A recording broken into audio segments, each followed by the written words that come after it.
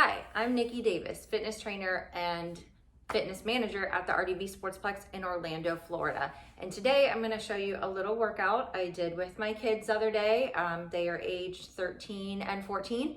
We did it like a wave. And what I mean by that is one person went, then the other person, then the other person, and then we went back. That way we had time to catch our breath, and I also had time to check their form and coach their form.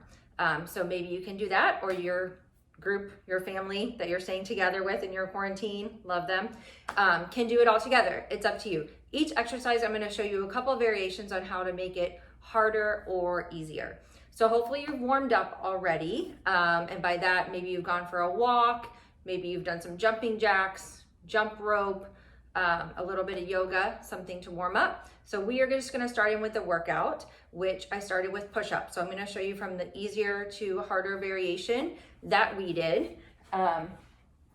One thing you can do if kneeling push-ups are too hard at the moment is start with something elevated. So I've got this ottoman here, and we're going to lower your chest down, close chest height to the ottoman or to the chair, or maybe a couch that you're using. Kind of point your elbows back a little bit and control it with a nice long neck and straight body.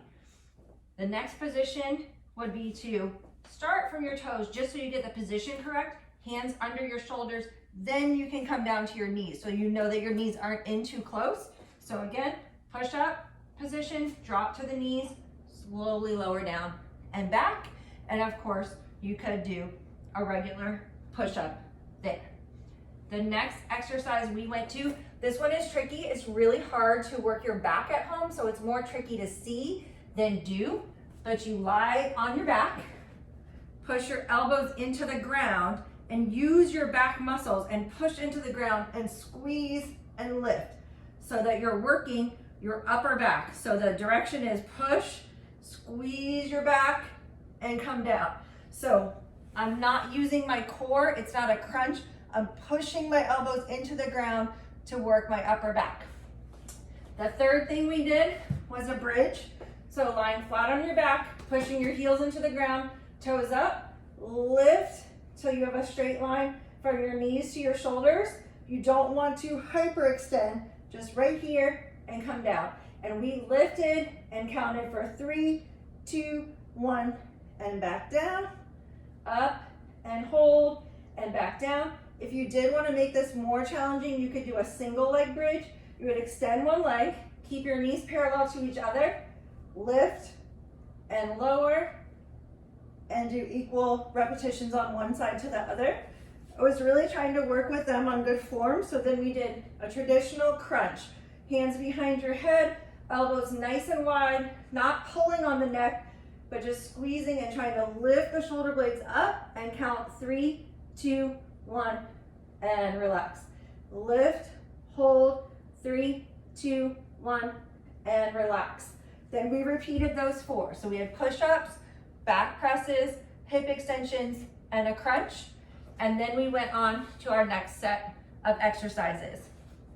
For that, we did do dips.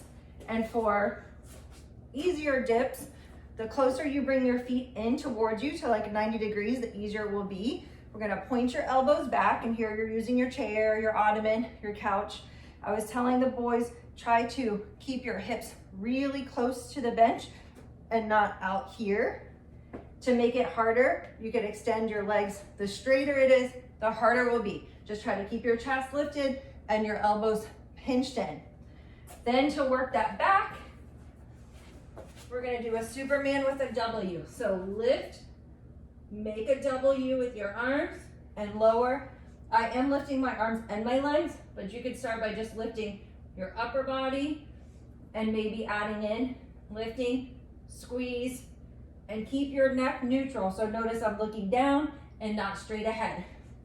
Then we're working on lunges. So to try to work on form, I had them starting from the bottom. So head, shoulders, hips, all in a straight line over this back knee. And we just came up and all the way down.